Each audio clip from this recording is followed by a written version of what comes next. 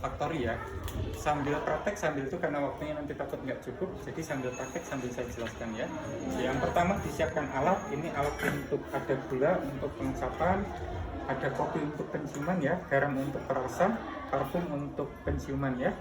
Terus ini ada beberapa kapas untuk nanti sistem saraf yang ada di perifer. Terus ini mungkin kurang jarum sama pisau daging. Enggak usah.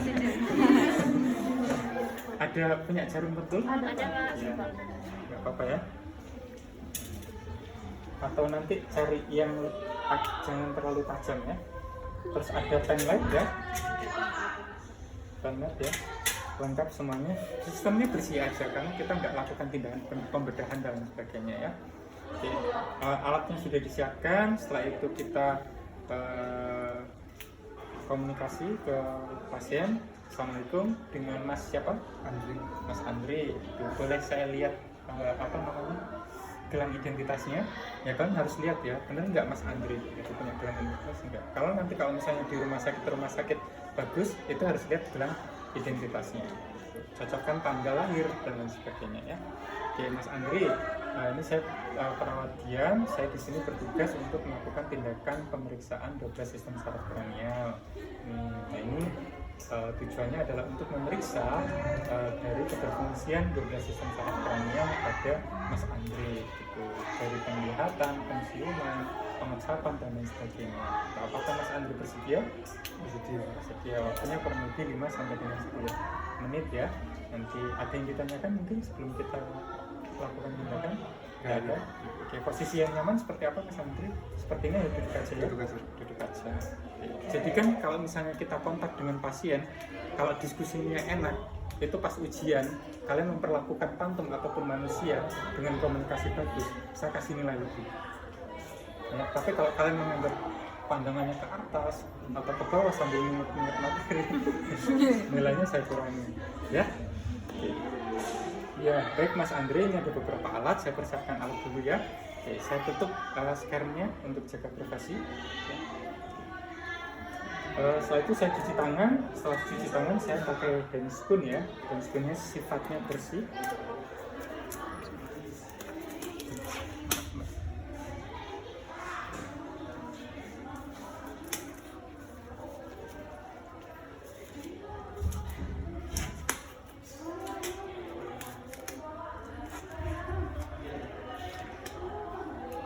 Ya, baik, sudah siap Mas Andri? Sudah ya. Yang pertama saya lakukan adalah memeriksa penciuman Mas Andri. Mas Andri, pilek enggak? Enggak Pak. Enggak ya. Nah ini untuk memeriksa olfaktori kita pastikan pasiennya pilek apa tidak. Kalau pilek ya nanti mungkin akan mempengaruhi daya ciumnya dia, saraf dari penciumannya. Itu olfaktori. Nah olfaktori karena dia olfaktori itu tuh berarti kalau penciuman sensorik atau motorik kira-kira?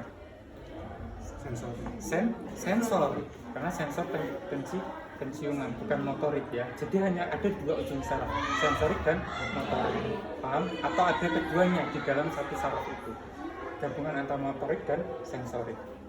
Paham ya? Oke, penciuman Mas Andre ini ada gula sama kopi. Nanti saya akan coba dekatkan di hidung Mas Andre, nanti coba tebak ini gula atau kopi dengan cara menutup mata gitu. Mau kita mulai sekarang, boleh ditutup matanya Mas Andre? Iya. Ini bawa apa Mas Andre? Kopi ya. Ini bawa apa Mas Andre? Gula ya. Kok udah bisa minum? Gula nggak itu ya? Gula kan rasa. Ya, gula rasa ya. Ini tutup lagi Mas Andre. Bawa apa Mas Andre? Parfum.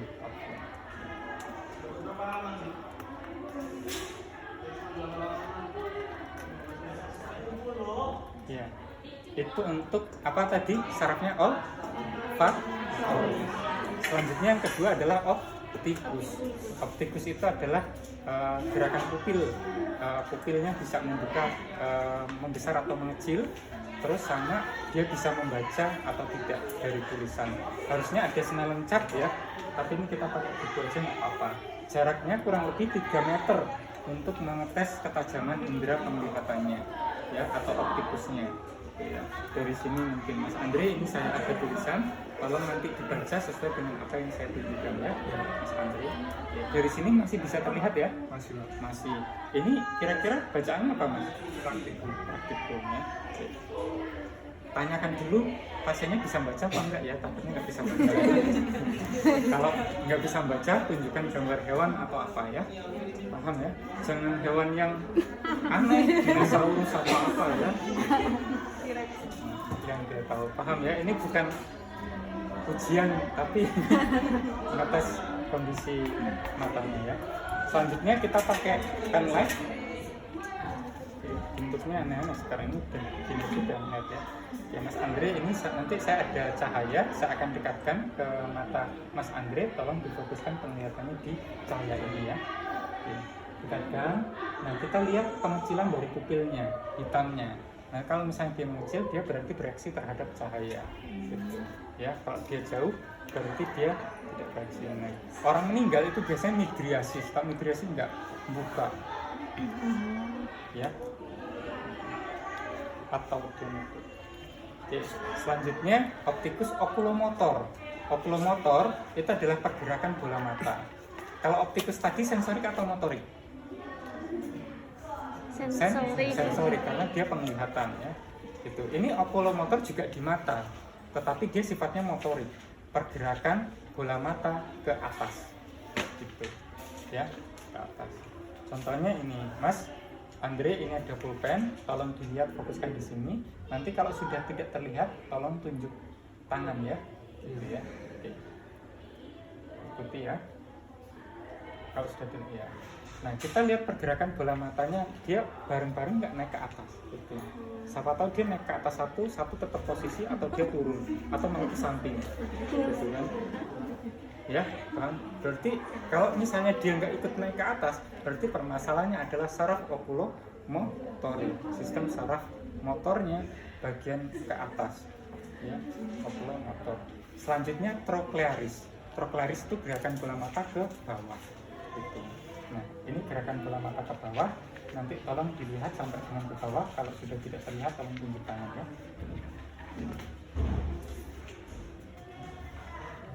Ya, kita lihat pergerakan bola matanya turun ke bawah. Troklearis, abdusen ya. Abdusen itu optikus, okulomotor, troklearis, trigeminus. Trigeminus itu tuh bagian wajah. Kita langsung ke abdusen. Ya. Abdusen itu tuh yang kelima, dia sama-sama ke mata, tapi yang dia ke bagian samping lateral.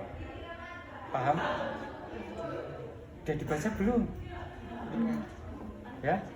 Yang abdusen jadi langsung yang ke 2, 3, 4, 2, 3 dan 5 itu jadi satu pengecekannya. Abdusen itu yang ke samping, sama ke dalam. Mas nanti tolong fokus di mata di pena ini, nanti dilihat ya, gitu. Kita lihat, nggak usah angkat tangan, nggak apa-apa. Nah, dia bola matanya ke dalam semua, enggak ke samping dan sebagainya ya. Oke. Setelah itu ke samping, nanti boleh angkat tangan yang berlawanan, yang angkat tangannya kalau saya gerakan ke kanan berarti yang tangan kiri yang angkat. Oke. Selanjutnya, ya, paham? Selanjutnya abdusen apa? Trigeminus ya. Trigeminus itu bagian wajah. Nah, bagian wajah itu sensasi pada wajah. Sensasi pada wajah itu ada trauma tajam dan tumpul serta goresan di bagian wajah. Jadi kita mengeceknya dengan menggunakan kapas, ya. Pasien ditempelkan di bagian mata, dia punya refleks berkedip apa enggak? Pertama ya, gitu ya. Kedip mas kalau enggak kedip. Ya, ngeri kalau enggak kedip ya. Selanjutnya, saya akan tempelkan kapas ini di bagian permukaan wajah. Nanti tolong bilang kerasa apa enggak ya. Kita tutup matanya. Ini kerasa nggak mas? Kerasa. Ini kerasa nggak? Enggak. Ini kerasa nggak? Kerasa. Ini kerasa nggak? Iya. Gitu. Ya. Jadi cara untuk dia kerasa apa enggak ya? Selanjutnya, masa pakai ini ya? Ini terlalu tajam nanti kena pipi. Masih hijauan aja Pak. Pulpen, Mak. Hah? Pulpen nanti membekas, harusnya pensil. Tutup pena Pak. Hah? Tutup pena boleh. Ya. Oke, selanjutnya ini tumpul dan tajam gitu ya. Nanti kalau misalnya sebelah sini berarti tumpul, yang sebelah sini berarti yang tajam ya, Mas ya. Nanti saya tempelkan di permukaan wajah. Nanti tolong bedakan ini tumpul atau tajam. Boleh tutup mata sekarang. Oke. Ini tumpul apa tajam? Tumpul tajam. Tajam. Ini Tumpul, Pak. tumpul ya. Ini Tajam. rincingin dulu. Oke. Ya. Ini untuk yang trigeminus ya. Selanjutnya untuk yang facialis. Facialis itu tuh motorik ya, ekspresi wajah gitu. Mas, coba angkat dahinya seperti ini, Mas. Nah, kita lihat alisnya sama-sama naik enggak? Kalau orang pasca kena stroke itu naik sebelah gitu ya, atau pasien dengan masalah kepribadian ganda dan lain sebagainya, itu tuh dia akan berbeda wajahnya gitu ya. Terus selanjutnya boleh tersenyum ya, senyum seperti ini. Nah, kita lihat kesimetrisan senyumnya. Enggak apa-apa, jangan malu-malu. Kalau cemberut itu malah nanti wajahnya itu ya. Terus dilihatkan giginya pada saat senyum. Jadi kita lihat kesimetrisannya. Kalau misalnya pasien itu tuh mengalami bibir sumbing dan lain sebagainya, nggak ada masalah. Itu akan masih tetap terlihat kesimetrisan dari ekspresi wajahnya ya. Selanjutnya dimajukan seperti ngecucu ini. Iya, Mbak, seperti itu. Iya, Mas. Ya, orang yang cemberut, orang yang nggak punya ekspresi, itu tuh bukan orang marah atau sombong. Barangkali saraf pasiennya itu tuh terganggu, ya. Jadi jangan suzon dulu ya. Nggak boleh tuh. Oke, itu untuk facialis. Selanjutnya 5 trochlearis ya. Trochlearis itu adalah pendengaran. Pendengaran kita pakai alat yang namanya rin ini. Nah, ini rin ini kita dengarkan ke telinga pasien. Ya, vestibulocochlearis itu adalah untuk pendengaran. Jadi ketika kita mau meriksa ke pasien, pastikan telinga kita atau telinga pemeriksa juga normal. Takutnya telinga kita yang bermasalah, kita nyalain pasiennya gitu ya. Jadi ketika didengarkan memang terdengar kitanya gitu ya. Paham ya? Paham. Ini bukan bercanda ya, serius ini ya. Gitu ya. Ya nggak bercanda juga nggak apa-apa ya. Oke, jadi saya dengarkan ke telinga, nanti kalau sudah tidak terdengar tolong angkat tangannya ya. Gitu, sampai benar-benar tidak terdengar ya. Jarak antara pasien dengan yang mendengarkan itu sama, agar nanti tidak terjadi berbeda pendapat atau debat ya nanti ya. Kedengeran nggak Andre? Ya, satunya ya.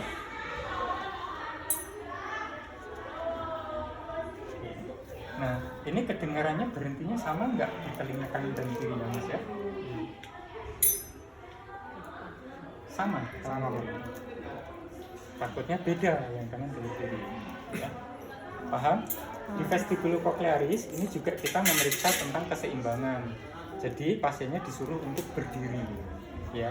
Mas Andre tolong berdiri ya, tegak, rapatkan kakinya, tutup matanya. Oke.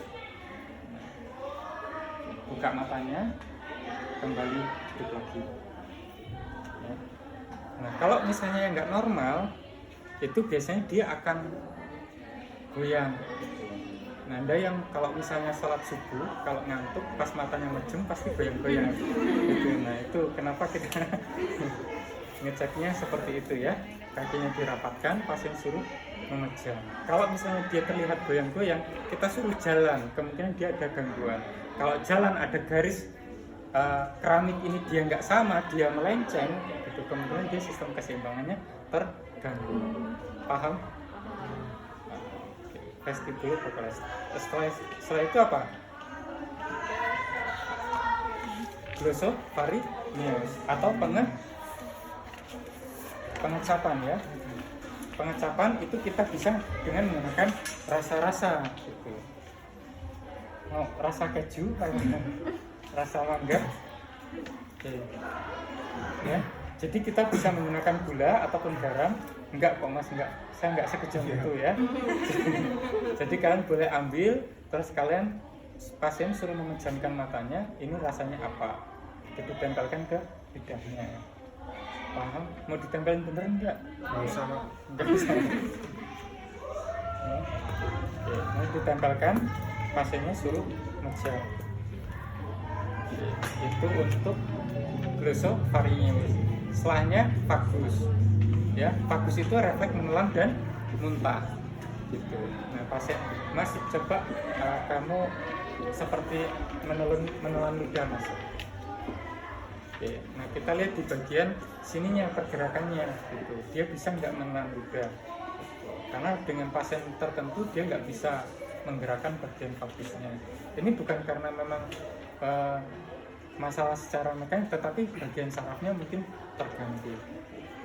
Selanjutnya untuk refleks muntah kita bisa pakai spatelida.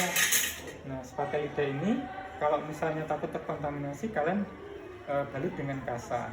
Nah, ini dimasukkan ke dalam lidah paling ujung, terus setelah itu tekan bagian ininya. Coba muntah enggak? Gitu. Ya, pasti dia akan ada refleks muntah. Paham ya? Kalau nggak ada berarti dia terganggu refleks muntah. Biasanya pasien-pasien dengan pasca anestesi atau pasien-pasien dengan yang sudah lansia itu akan kesulitan. Lansia yang dia mengalami anestesi itu banyak di rumah sakit itu kasus misalnya pasca operasi belum boleh dikasih makan, terus dia dikasih jeruk. Dulu waktu saya di Muntilan, ada yang tahu Muntilan ya? Iya, itu sama keluarganya karena kasihan udah lapar dikasih jeruk gitu kan. Tiba-tiba pasiennya meninggal, ternyata nggak bisa nelen. Ada 6 kantong jeruk di dalam ininya ini buat pernapasannya. Gitu. Ya. Oke, penting itu untuk dicatat ya. Setelah vagus apa? Aksesoris itu adalah pergerakan otot bahu. Dia sifatnya motorik. Gitu. Jadi Mas Andre tolong angkat bahunya kedua-duanya seperti ini ya, seperti ini. Oke, turunkan satunya yang sebelah kiri atau kanan, turunkan sebelah satunya. Oke, turunkan lagi. Nah, setelah itu kita kasih tekanan. Nah, Mas tolong angkat bahunya ya, dua-duanya. Oke. Nah, kita lihat pergerakannya sama enggak kanan dan kiri. Kalau kekuatan otot bahunya sama, berarti dia nggak ada masalah di otot bahunya ya. Oke, selanjutnya yang terakhir itu adalah glossus atau otot bagian lidah. Nah, ini pasien disuruh untuk menjulurkan lidah, Mas julurin lidah seperti ini. Nah, selanjutnya tekan lidah ke bagian pipi samping seperti ini. Satu lagi kakinya. Nah, itu menunjukkan kekuatan otot lidah. Gitu. Dia bisa nggak nahan bagian pipi. Ya. Oke. Nah, itu Mas Andre tadi sudah saya periksa semuanya. Alhamdulillah saraf motorik dan sensoriknya normal semua, tidak ada gangguan. Saya rasa itu yang bisa saya sampaikan. Ada yang ditanyakan Mas Andre? Tidak ada ya. Baik, saya cukupkan sekian. Assalamualaikum warahmatullahi wabarakatuh. Mudah ya?